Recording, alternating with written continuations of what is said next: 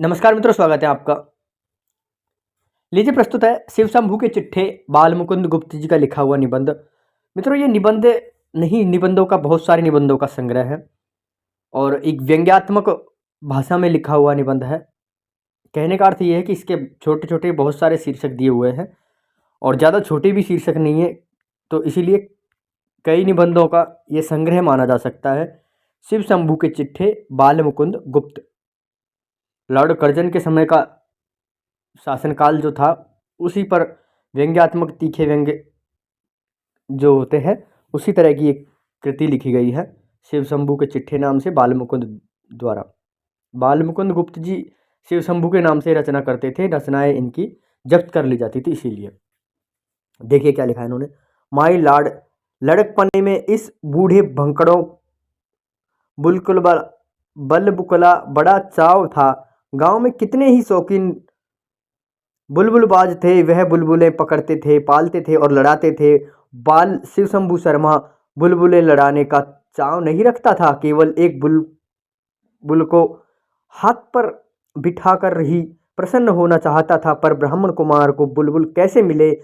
पिता को यह भय भी, बालक को बुलबुल दी जाए तो वह मार देगा, हत्या होगी, अथवा उसके हाथ से बिल्ली छीन ले जाए तो पाप होगा। बहुत अनुरोध से यदि पिता ने मित्र की बुलबुल किसी दिन ला भी दी तो वह 1 घंटे से अधिक रहने न पाती थी, वह भी पिता की निगरानी में।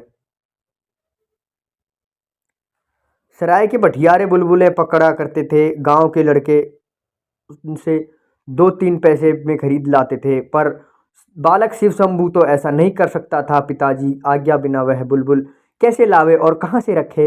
इधर मन में अपार इच्छा थी कि बुलबुल जरूर हाथ पे रख हो। इसमें जंगल में उड़ती बुलबुलों को देखकर जीभ फड़फड़ाता उठता।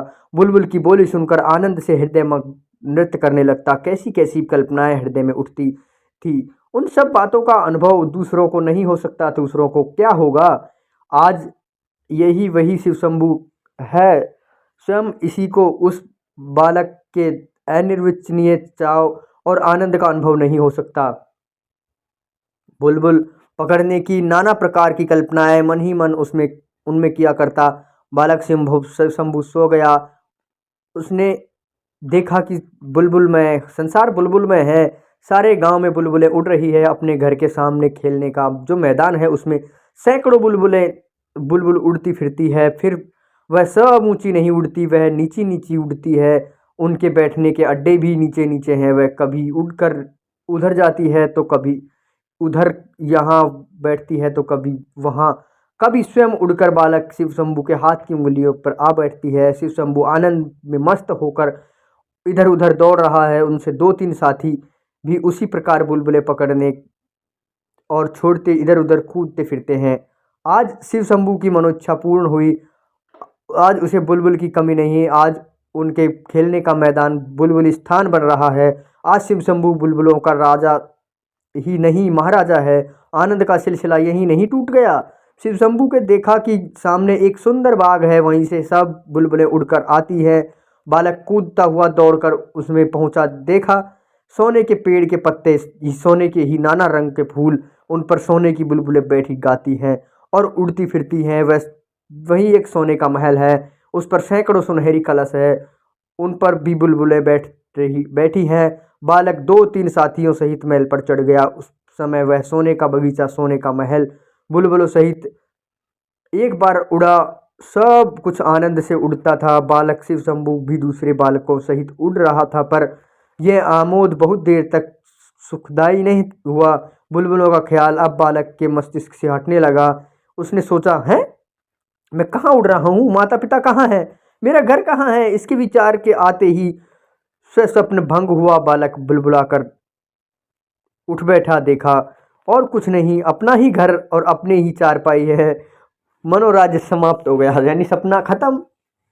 देखिए, अब फिर वही लॉर्ड की बात आ गई। आपने माय लॉर्ड जब से भारत में पधारे हैं बुलबुलों का स्वप्न ही देखा है या सचमुच कोई करने के योग्य काम किया है? खाली अपना ही ख्याल पूरा किया है।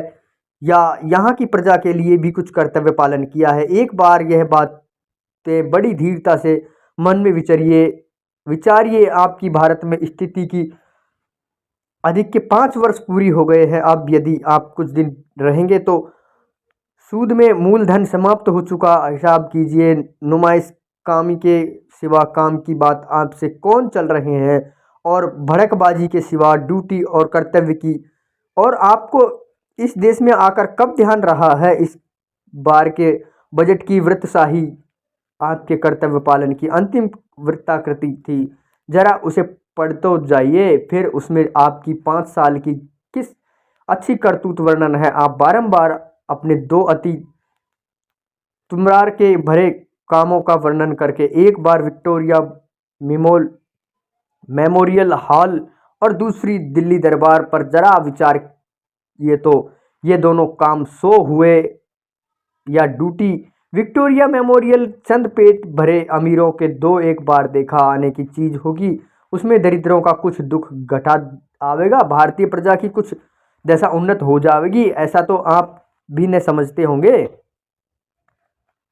अब दरबार की बातें सुनिए कि क्या था। आपके ख्याल से वह बहुत बड़ी चीज था, पर भारतवासियों की दृष्टि में वह बुलबुलों के स्वप्न से बढ़कर कुछ न था। जहां जहां से वह जुलूस के साथी आए, वहीं वहीं से सब लौट गए। जिस हाथी पर आप सुनहरी झूले और सोने के औधा लगवाकर छत्र धारण पूर्वक सवार हुए थे, वह आपकी कीमती असबाब सहित जिसका था उसके पास चला गया। आप भी जानते थे कि वह आपका नहीं, और दर्शक भी जानते थे कि आपका नहीं। दरबार में जिस सुनहरी सिंहासन पर विराजमान होकर आपने भारत के सब राजा महाराजाओं की सलामी ली, वह भी वहाँ की तक था, और आप स्वयं भली भांति जानते हैं कि वह आपका न था। वहाँ भी जहाँ से आया था वहीं चला गया। अब यह सब चीज़ें सब खाली नुमाइश से थी। भारतवर्ष में वह पहले से ही मौजूद थी। क्या इन सब में आपका कुछ गुण प्रकट हुआ? लोग विक्रम को याद करते हैं, या उसके सिंहासन को, अकबर को, या उसके तख्त को, शाहजहां की इज्जत को उसके गुणों से की थी, तख्तो ताउस से। आप जैसे बुद्धिमानी पुरुष के लिए यह सब बातें विचारने की है। ठीक है, आगे देखिए। चीज वह बनना चाहिए जिसके सब कुछ देर कयाम हो। माता पिता की याद ही आते ही बालक शिव शंभू का स्वप्न भंग होकर दरबार में समाप्त हो गए। होते ही वह दरबार भवन का एम्प्टी फिट तोड़कर रख देने वाली वस्तु हो गया। इधर बनाना इधर उखाड़ना पड़ा। नुमाइश चीज़ों का यह परिणाम है। उनका तितलियों का सा जीवन होता है। माय लॉर्ड आपसे कक्षा के चाय वाले साहब की दावत खाकर कहाँ था कि यह लोग यहाँ के नित्य हैं। हम लोग कुछ दिन के लिए आपके वह कुछ न दिन बीते थे। अवधि पूरी हो गई। अब यदि कुछ दिन और मिले तो वह किसी पुराने पुण्य के बल से समझिए। इन्हीं की आशा पर शिव शंभू शर्मा यह चिट्ठा आपके नाम भेज रहा है, जिसमें इन दिनों में तो एक बार आपसे अपने कर्तव्य ख्याल हो। जिस पद पर आप आरूढ़ है वह आपका मौरूसी नहीं, नवनिध सहयोग की बात है भांति है। आप देखिए, आगे भी कुछ आशा नहीं है कि बार छोड़ने के लिए आपका इसमें कुछ संबंध रहे, किंतु जितने दिन आप हाथ में शक्ति है उतने दिन कुछ करने की शक्ति भी है। जो कुछ आपने दिल्ली आदि में कर दिखाया है उसमें आपको कुछ न था, पर यह सब कर दिखाने की शक्ति आप में थी। उसी प्रकार जाने से पहले इस देश के लिए कोई असली काम कर जाने की शक्ति आप में है। इस देश की प्रजा के हृदय में कोई बना स्वप्न मंदिर बना जाने की शक्ति आप में है। यह सब तब हो सकता है कि वैसी स्मृति की कुछ कदर आपके हृदय में भी हो। स्मरण रहे, धातु की मूर्तियों के स्मृति चिन्ह में से एक दिन किले का मैदान भर जाएगा। महारानी का स्मृति मंदिर मैदान का हवा रोकता था नया या रोकता था, पर दूसरों की मूर्तियां इतनी हो जाएंगी कि 50-50 हाथ पर हवा के टकरा कर चलना पड़ेगा। जिस देश में लॉर्ड लैंसडाउन की मूर्ति बन सकती है उसमें और किसकी मूर्ति नहीं बन सकती? माय लॉर्ड, क्या आप भी चाहते हैं कि उसके आसपास आपकी एक वैसी ही मूर्ति खड़ी हो? यह मूर्तियां किस प्रकार के स्मृति चिन्ह हैं? इस दरिद्र देश के बहुत से धन की एक ढेरी है जो आपके किसी काम की नहीं हो आ सकती। एक बार जाकर देखने से विदित होता है कि कुछ विशेष पक्षियों के कुछ देर विश्राम लेने से अड्डे भर कुछ नहीं है। माय लॉर्ड, आपकी मूर्ति वहाँ की क्या शोभा होगी। आइए मूर्तियाँ दिखावे। अब देखिए एक मूर्ति जो किले के मैदान में नहीं पर भारतवासियों के हृदय में बनी हुई है। पहचानिए इस वीर पुरुष के मैदान की मूर्ति। इस देश के करोड़ों गरीब हृदय में मूर्ति बनाना अच्छा समझा।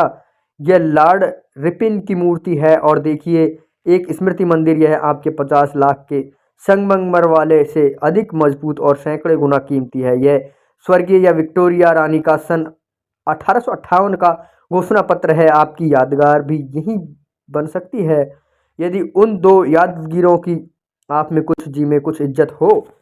मतलब समाप्त हो जाएगा। जो लिखना था वह लिखा गया। अब खुलासा बात यह है कि एक बार शो और ड्यूटी का मुकाबला कीजिए। शो को शो ही समझिए, शो ड्यूटी नहीं है माय लॉर्ड। आपको दिल्ली दरबार की कुछ दिन बाद उतनी ही रह जाएगी जितनी शिव शंभू शर्मा के सिर में बालपने में उस स्वप्न की। भारत मित्र 11 अप्रैल 1903 ईस्वी सन।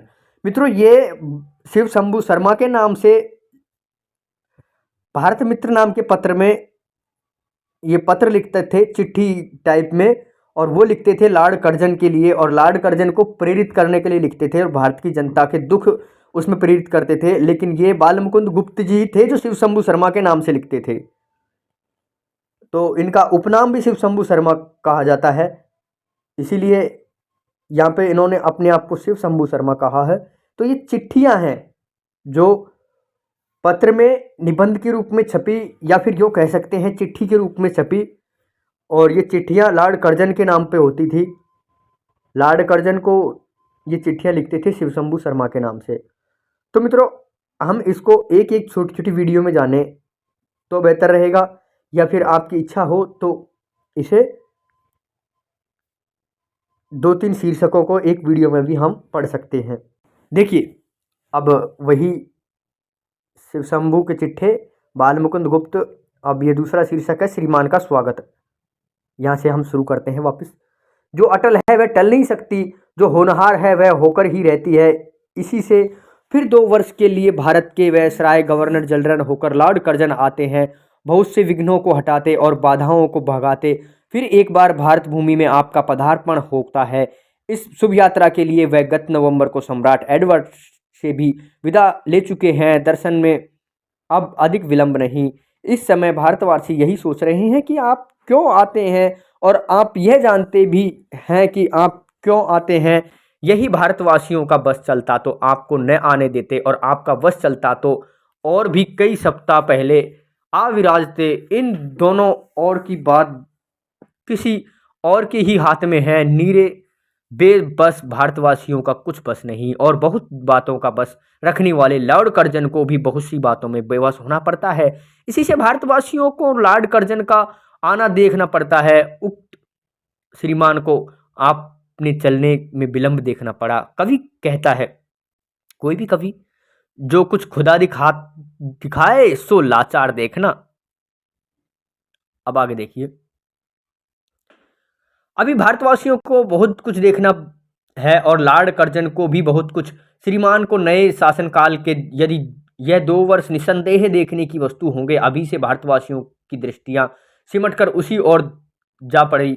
यह जबरदस्त दृष्टा लोग अब बहुत काल से केवल निर्लिप्त निराकार तटस्थ दृष्टा की अवस्था में अतृप्त लाचन से देख रहे हैं, और न जाने कब तक देख आवेंगे। अथक ऐसे हैं कि कितने ही तमाशे देख गए, इस दृष्टि से नहीं हटाते। उन्होंने पृथ्वीराज जयचंद की तबाही देखी, मुसलमानों की बादशाही देखी, अकबर की बीरबल खाना और तानशाह की शाहनी, तख्त ताउस और शाही जुलूस देखे। फिर वही तख्त नादिर शाह को उठाकर ले जाते देखा। शिवाजी और औरंगजेब देखे, क्लाइव हैंगिंस से वीर अंग्रेज देखे। देखते देखते बड़े शौक से लॉर्ड कर्जन का हाथियों का जुलूस और दिल्ली दरबार देखा। अब गौर पहलवान मिस्टर सैंडो का छाती पर कितने ही मन बोझ उठाना देखने को टूट पड़ते हैं और कोई दिखाने वाला चाहिए। भारतवासी देखने को सदा प्रस्तुत है। इस गुण में वह मरोड़ कर कह सकते हैं कि संसार में कोई उनका सानी नहीं। लॉर्ड कर्जन भी अपनी शासित प्रजा का यह गुण जानने गए हैं। इसी से श्रीमान लाली में रूप धारण करके कितने ही लीलाएं दिखाइए।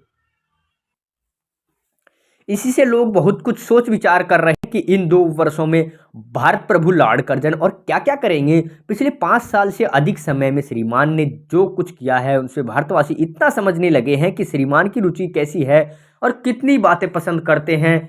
यदि वह चाहे तो फिर हाथों का एक बड़ा भारी जुलूस निकलवा सकते हैं। हाथियों का, माफ करिएगा, हाथियों का है, पर उसकी वैसी कुछ जरूरत नहीं जान पड़ती, क्योंकि जो जुलूस वह दिल्ली में से निकलवा चुके हैं उनमें से सबसे ऊंची हाथी पर बैठ चुके हैं। उसमें ऊंचा हाथी यदि सारी पृथ्वी में नहीं तो भारतवर्ष में तो और नहीं है। इसी से किसी हाथी पर बैठने को श्रीमान को क्या चाह हो सकता है। उससे ऊंचा हाथी और नहीं, ऐरावत केवल नाम है, ऐसा देखा किसी ने नहीं। मैथ की हड्डियां किसी ने अजायब खाने में उसी भांति आश्चर्य की दृष्टि से देखी जाती हैं जैसे श्रीमान के स्वदेश के अजायब खाने में कोई छोटा मोटा हाथी। बहुत लोग कह सकते हैं कि हाथी की छोटाई बड़ाई पर बात नहीं, जुलूस निकलने तो फिर निकल सकता है। दिल्ली तो नहीं कहीं और कहीं देखी जाती, जैसे श्रीमान स्वदेश के अजायब खाने में छोटा मोटा हाथी। बहुत से लोग कह सकते हैं कि हाथी की छोटाई बड़ाई का कोई ध्यान नहीं, जुलूस निकलने तो फिर निकल सकता है, दिल्ली नहीं तो कहीं और सही, क्योंकि दिल्ली में आतिशबाजी खूब चल चुकी थी, कलकत्ते में फिर चलाई गई। दिल्ली में हाथियों की सवारी हो चुकने पर भी कलकत्ते में रोशनी और घोड़ाबाजी का तार जमा था। कुछ लोग कहते हैं कि जिस पर काम को लॉर्ड कर्जन पकड़ने हैं पूरा करके ही छोड़ते हैं। दिल्ली दरबार में कुछ बातों की कसर रह गई थी। उदयपुर के महाराणा न तो हाथियों के जुलूस के साथ चले थे और न दरबार में हाजिर होकर सलामी देने का मौका उनको मिला। इसी प्रकार बड़ौदा नरेश हाथियों के जुलूस में शामिल न थे। वे दरबार में ही आए तो बड़ी सीधी सादी पोशाक में, इतनी सीधी सादी में जितनी से आज कलकत्ते में फिरते हैं, वह ऐसा तुमरत राख और ठाट बाट का समय था कि स्वयं श्रीमान वैरायसराय को पतलून तक कारचौबी की पहनना और राजा महाराजाओं को ठाट की और ड्यूटी ऑफ कर्नाटक को चांदी की कुर्सी पर बिठाकर सोने के सिंहासन पर बैठना पड़ा था। उस मौके पर बड़ौदा नरेश को इतनी सफाई और सादगी निकल आना एक नई आन था। इसके सिवाय उन्होंने जुलूस को सलाम नहीं किया, वही बड़ी सादगी हाथी से हाथ मिलाकर चल दिए। और कई एक कसरें ऐसी है जिनको मिटाने फिर दरबार हो सकता है और फिर हाथियों का जुलूस निकल सकता है। इन लोगों के विचार में कलाम नहीं, पर इस समय बहुत कम होंगे। इसके सिवाय कई राजा महाराजा पहले दरबार शाही में खर्चे से इतने दब चुके हैं कि श्रीमान लॉर्ड कर्जन के बाद यदि 2 वायसराय और आवे तो 5-5 की जगह 7-7 साल तक शासन करे, तब तक भी उनका सिर उठाना कठिन है। इससे दरबार या हाथियों के जुलूस की फिर आशा रखना व्यर्थ है। पर सुना है अब के विद्या का उद्धार श्रीमान जरूर करेंगे। आपका उपकार का बदला देना महत्व पुरुषों का काम है। विद्या ने आपको धनी किया है, आप इसे आपके विद्या धनी की चाहते हैं। इसी से कंगालों से छीनकर आप धनियों को विद्या देना चाहते हैं। इसी से विद्या का वह कष्ट मिट जाएगा जो उसे कंगाल को धनी बनाने में होता है। नींव पड़ चुकी है, नमूना कायम होने में देर नहीं। अब तक गरीब पढ़ते थे, इसी से धनियों की निंदा होती थी। वह पढ़ते नहीं, अब गरीबी न पढ़ सकेंगे, इसी से धनी पढ़े न पढ़े उनकी निंदा न होगी। इस तरह लॉर्ड कर्जन की कृपा उन्हें बेपढ़े भी शिक्षित कर देगी। और कई काम है, कई मशीनों के काम का फैसला करना है, कितनी शाही मशीनों की कार्रवाई का नतीजा देखना है। काबुल और कश्मीर का, काबुल में रेल चल सकती है, कश्मीर में अंग्रेजी बस्ती बन सकती है। चाय के प्रचार की भांति मोटर गाड़ी के प्रचार की इस देश में बहुत जरूरत है। बांग्लादेश का पार्टीशन भी बहुत ज़रूरी काम है। सबसे ज़रूरी काम है विक्टोरिया मेमोरियल हॉल सन 1858 ईस्वी की घोषणा। अब भारतवासियों को अधिक स्मरण रखने जरूरी है, जरूरत न पड़ती। श्रीमान स्मृति मंदिर बनवा कर स्वर्गीय महारानी विक्टोरिया का ऐसा स्मारक बनवा देंगे जिसको देखते ही लोग जान जाएंगे कि महारानी वही थी जिनका यह स्मारक है। आगे देखिए, बहुत सी बातें हैं, सबको भारतवासी अपने छोटे दिमाग में नहीं ला सकते। कौन जानता है कि श्रीमान लॉर्ड कर्जन के दिमाग में कैसे कैसे अली ख्याल भरे हुए हैं। आपने स्वयं फरमाया था कि बहुत सी बातों में हिंदुस्तानी अंग्रेजों का मुकाबला नहीं कर सकते। फिर लॉर्ड कर्जन तो इंग्लैंड के रत्न हैं, उनमें दिमाग की बराबरी कर गुस्ताखी करने वाले कि यहाँ के लोगों की यह बूढ़ा भंटड़ भगंड कभी सलाह नहीं दे सकता। श्रीमान कैसी आली दिमाग शासक है, ये तो उनके उन लगातार कई व्याख्यानों में टपक की पड़ती है जो श्रीमान ने विलायत में देखे थे और जिनमें विलायत वासियों को यह समझाने की चेष्टा की थी कि हिंदुस्तान क्या वस्तु है। आपने साफ दिखा दिया कि विलायतवासी यह नहीं समझते कि हिंदुस्तान क्या है। हिंदुस्तान को श्रीमान स्वयं ही समझे हैं और विलायत वाले समझते तो समझते। विलायत में उतना बड़ा हाथी कहाँ जिस पर चंवर छत्र लगाकर चढ़े थे, और फिर कैसे समझा सकते हैं कि किस उच्च श्रेणी के शासक हैं। यदि कोई ऐसा उपाय निकाल सकता जिससे वह भारत को विलायत तक खींच जा सकते तो विलायत वालों को समझा सकते कि भारत क्या है और श्रीमान का शासन क्या। आश्चर्य नहीं भविष्य में ऐसा कुछ उपाय निकल आवे, क्योंकि विज्ञापन अभी बहुत कुछ करेगा। भारतवासी जरा भय न करें, उन्हें लॉर्ड कर्जन के शासन में कुछ करना न पड़ेगा। आनंद शाही आनंद है, चैन से भंग पियो और मौज उड़ाओ।